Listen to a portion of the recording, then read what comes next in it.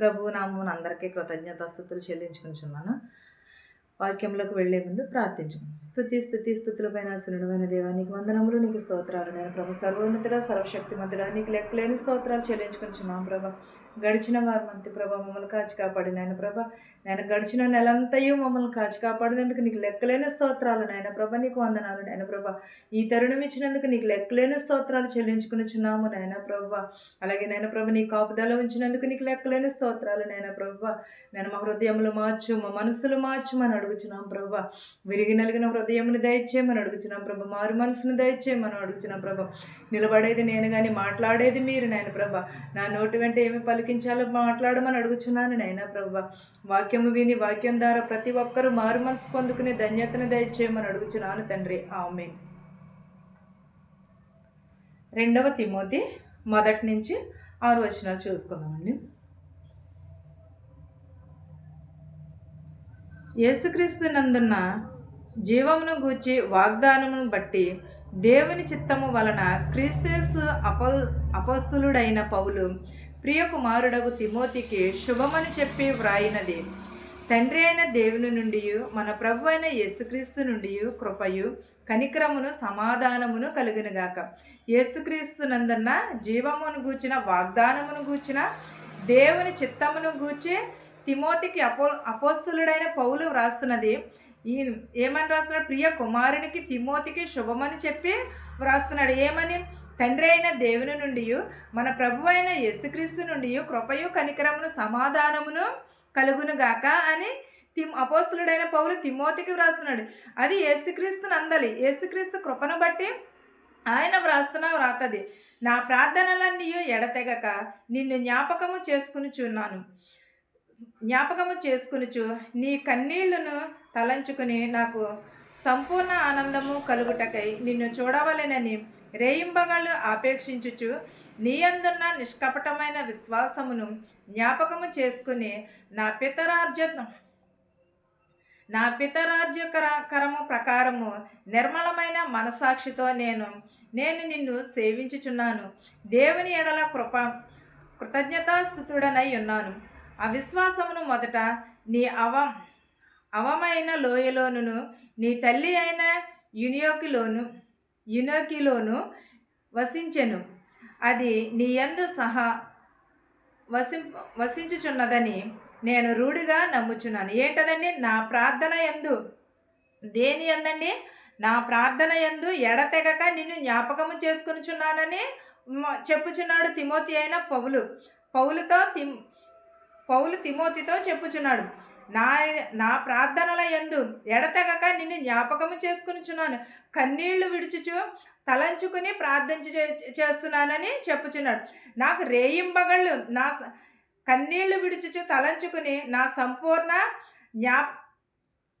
సంపూర్ణ ఆనందము కలుగుటకై నిన్ను చూడవలనని రేయింబగళ్ళు జ్ఞాపకము చేసుకునిచున్నాను అన్నాడు. నా పితరుల జ్ఞాపకము చేసుకుంటున్నారు, నేనును జ్ఞాపకము చేసుకుంటున్నాను అని వ్రాస్తున్నాడు. పౌలైన తిమోతికి వ్రాస్తున్నాడు ఈ లెటర్. దేవుని అందు దేవుని అందని రాస్తున్నాడు. ఎడతెగక ప్రార్థన చేస్తున్నాడు. కన్నీళ్లు విడుచుచు ప్రార్థన చేస్తున్నాడు. నా సంపూర్ణ ఆనందం ఎక్కడ ఉన్నది? యేసు దగ్గరే ఉన్నది. రేయింబగళ్ళు ఆపేక్షించుచు నీ యందున నిష్కపటమైన విశ్వాసమును కలిగి జ్ఞాపకము చేసుకున్నాడు. నిష్కపటమైన స్వార్థం లేని విశ్వాసమును కలిగి జ్ఞాపకం చేసుకున్నాం. మనము విశ్వాసము అని అనుకుంటున్నాం. విశ్వాసం ఎలా వస్తుంది? మనకు నచ్చిన వాళ్ళ దగ్గర మనం విశ్వాసము ఉండదు. అది దేవుడు అనుగ్రహిస్తేనే వస్తుంది. దేవుని అనుగ్రహం లేకపోతే ఎవరికి కూడా రాదు. మనం విశ్వాసమును కలిగి ప్రార్థన చేస్తున్నాము, కానీ మనకి దీవెనలు రావట్లేదు, ఆశీర్వాదములు రావట్లేదు. ఎందుకని రావట్లేదు అంటారా? ఒక్కసారి ఎప్పుడైనా సరే ఆలోచించుకున్నారా? ఎప్పుడైనా సరే జ్ఞాపకం చేసుకుంటున్నారా? మనం దేవుని జ్ఞాపకం చేసుకుని చేస్తున్నామా ప్రార్థన? లేకపోతే మన బిడ్డలను మనము జ్ఞాపకం చేసుకుని ప్రార్థిస్తున్నామా? ఎవరిని తెలుసుకుని మనం ప్రార్థన చేస్తున్నాము? మనం దేవుని అందలి భయమును భక్తిని కలిగి దేవునిని సంపూర్ణ ఆనందముతో ప్రార్థన చేయాలి. ఎడతెగక కన్నీళ్లు విడుచుచు ప్రార్థన చేయాలి. దేవునిని జ్ఞాపకము చేసుకుని రేయింబగళ్ళు నిష్కపటమైన విశ్వాసమును కలిగి విశ్వాసమును కలిగి మనము ప్రార్థన చేయాలి. నిర్మలమైన మనసాక్షితో మనము దేవునిని సేవించాలి. దేవుని ఎడల కృతజ్ఞతలమై ఉండాలి. మనం ఎలా ఉండాలి? దేవుని ఎడల కృతజ్ఞతలమై ఉండాలి. కృతజ్ఞతను కలిగి ఉండాలి. అవిశ్వాసంతో కాదు, విశ్వాసముతో దేవునిని ప్రార్థించాలి. నేను భక్తి పరురాలని, నేను విశ్వాసురాలని, నేను ప్రార్థనా పరురాలని అని అనుకుంటే సరిపోద్దు. ఒకవేళ నువ్వు నాకు సర్టిఫికెట్, నేను సర్టిఫికెట్ ఇచ్చినా అది కాదు, దేవుడు ఇవ్వాలి మనకి. దేవుడు మనలని జ్ఞాపకం, దేవుడు గుర్తించాలి. ఈ మనుషులు ఎంత గుర్తించినా సరే అది వ్యర్థమే, ఎందుకు పనికి రానిది. అది మనుషులను బట్టి కాదు, దేవుని బట్టి విశ్వాసము కలిగి ఉండాలి. ఒకవేళ మనం పాపం చేస్తూ నేను విశ్వాసురాలని చెప్తే మనం విశ్వాసులం అయిపోం కదా. మనం అబద్ధాలు ఆడుతూ మనం విశ్వాసులం అని అంటే మనము విశ్వాసులం అయిపోం కదా. దేవుని యందు భయమును భక్తిని కలిగి ఉంటేనే మనము విశ్వాసమును కలిగి, మనం విశ్వాసులమా ఏమిటా అనేది దేవుడు చూస్తున్నాడు. పైన ప్రతి ఒక్కరిని కూడా చూస్తున్నాడు. ఆ రోజున దేవుడు లెక్క అడుగుతాడు. ఒక రోజున ఒక పాపిని రక్షించమని చెప్పాడు, కానీ ఒక పాపిని శిక్షించమని చెప్పలేదు దేవుడు కూడా. ఒకవేళ మనం అనుకుంటాము, నేను విశ్వాసంతో ప్రార్థన చేస్తున్నాను, నా కుటుంబంలో శోధన వచ్చింది, నేను విశ్వాసం కలిగాను, కానీ మన ప్రార్థనలో ఏదో లోపం ఉంటేనే దేవుడు మనకి దానికి ప్రతిఫలం ఇవ్వాలంటే తగిన సమయం అందిస్తాడు. కానీ ఈ లోపు మనం ఏం చేస్తాం? మన లోపమును మనము సరిదిద్దుకోవాలి. మనం ఎలా ఉంటున్నాము? నేను విశ్వాస పరురాలని అని అనుకుంటాను, నేను ప్రార్థనా పరురాలని అని అనుకుంటాను. కానీ అది మనం అనుకోవటం కాదు. మనుషులైతే పై రూపమును చూస్తారు, దేవుడైతే హృదయమును చూస్తూ ఉంటాడు. ఆ హృదయమును బట్టే మనము తీర్పు వస్తుంది. ఆ హృదయమును బట్టే మన క్రియలు మనకి ఇస్తూ ఉంటాడు దేవుడు. మనం ఎప్పుడూ కూడా నిర్మలమైన నిష్కపటమైన మనసాక్షిని కలిగి దేవుని సేవించుచున్నాము. దేవుని ఎడల కృతజ్ఞతలమై ఉండాలి. అవిశ్వాసంతో కాదు, విశ్వాసము కలిగి ఉండాలి. అవ్వ అయిన లోయను తల్లి అయిన యునేకేలోను వసించాను. అది నీయందు సహా వహించుచున్నదని నేను రూఢిగా నమ్ముచున్నాను. ఎలాగో యునికే చాలా విశ్వాసపరురాలు, చాలా ఆమె ఒక తల్లి. యునికే చాలా భక్తిపరురాలు, ఒక మంచి తల్లి. బైబిల్లోనే అలాంటి తల్లి అనుచున్నది. యునికేలోని వసించిన అది నీయందు సహా రూఢిగా నమ్ముచున్నాను. ఆ హేతువు చేత క్షమాపణ వలన నీకు కలిగిన దేవుని కృపావరము ప్రబలింపజేయవలెనని నీకు జ్ఞాపకము చేయుచున్నాను. హేతువు చేత దేవుని కృపావరము ప్రబలించమని నీకు జ్ఞాపకము చేసుకునిచున్నానని అంటున్నాడు.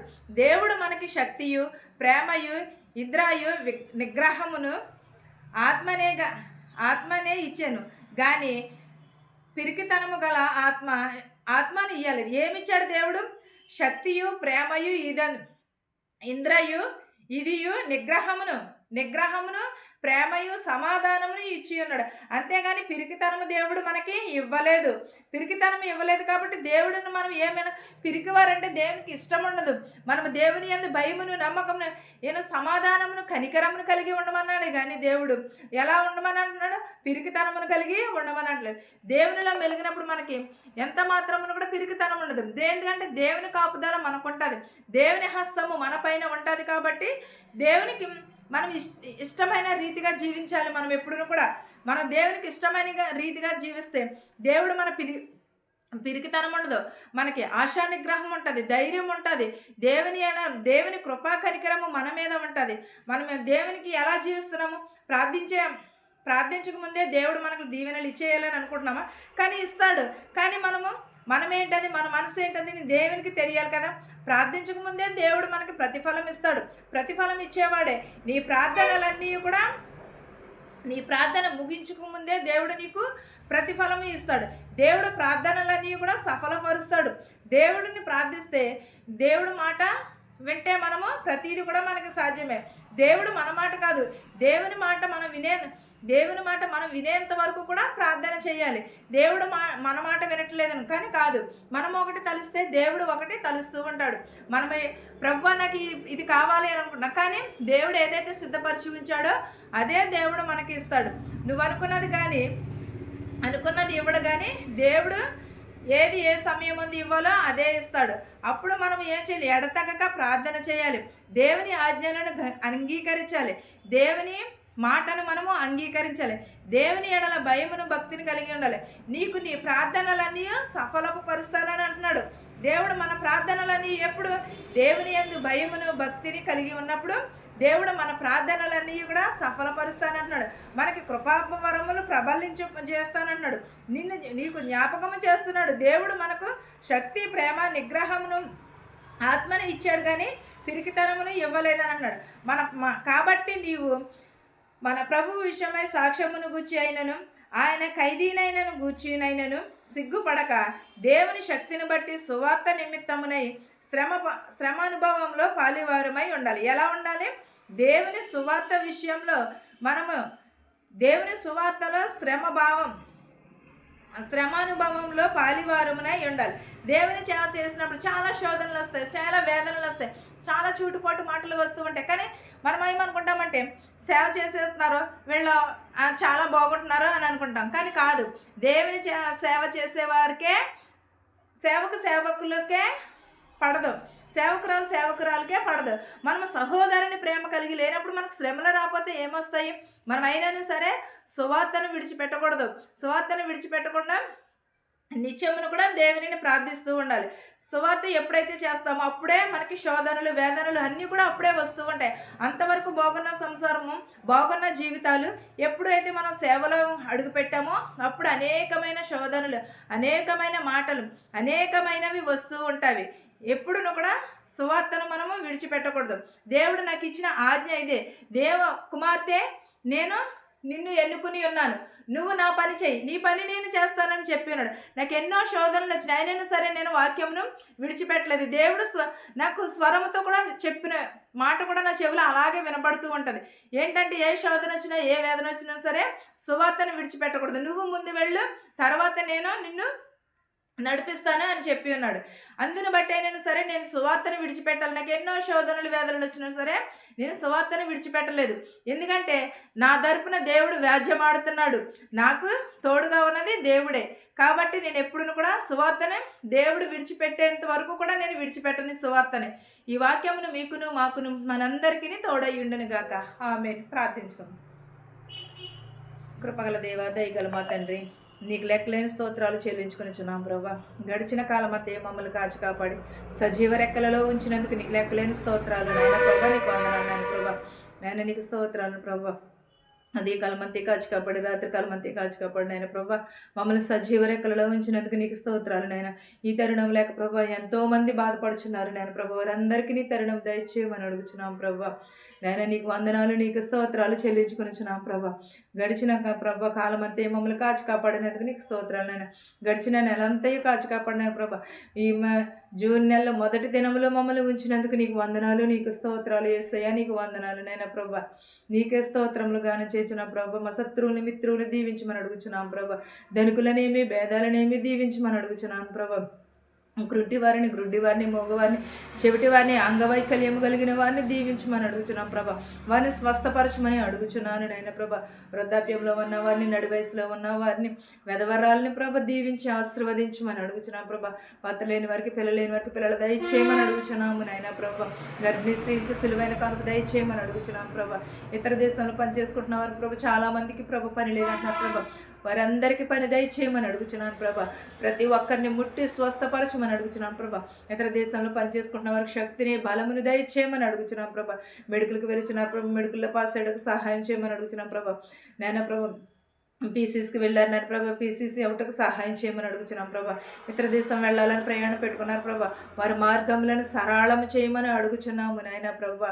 నేను ఎంతోమంది ప్రభా రక్షించబడుటకు సహాయం చేయమని అడుగుచున్నాం ప్రభా.